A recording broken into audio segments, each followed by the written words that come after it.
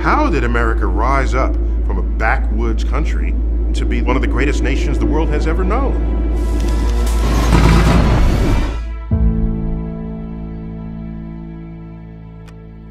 We pioneered industries. And all of this required the greatest innovations in science and technology in the world. And so, science is a fundamental part of the country that we are. But in this, the 21st century, when it comes time to make decisions about science, it seems to me people have lost the ability to judge what is true and what is not. What is reliable, what is not reliable. What should you believe, what should you not believe? And when you have people who don't know much about science, standing in denial of it, and rising to power, that is a recipe for the complete dismantling of our informed democracy.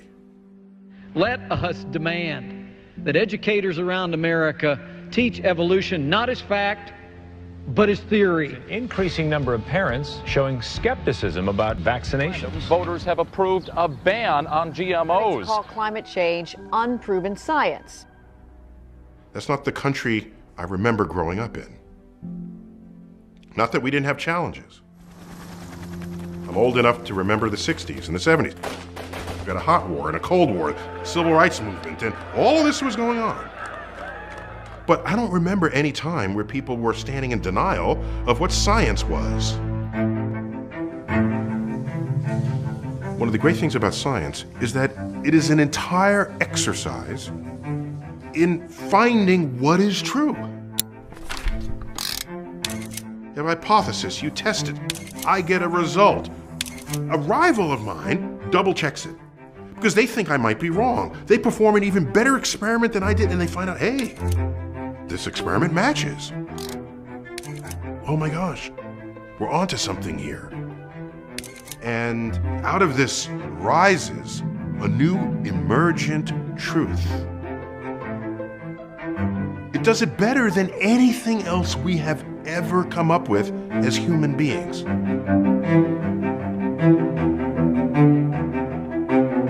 This is science. It's not something to toy with. It's not something to say, I choose not to believe equals MC squared. You don't have that option.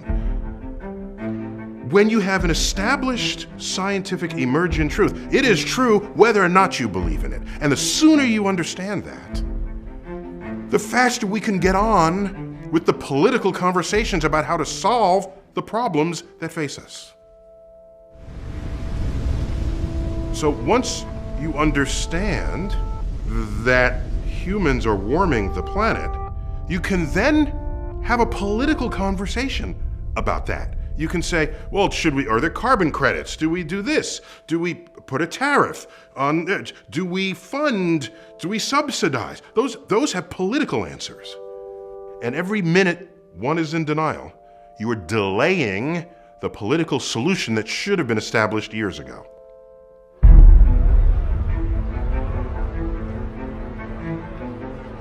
As a voter, as a citizen, scientific issues will come before you.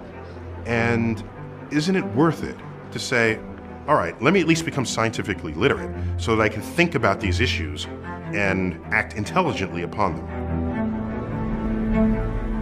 Recognize what science is and allow it to be what it can and should be in the service of civilization.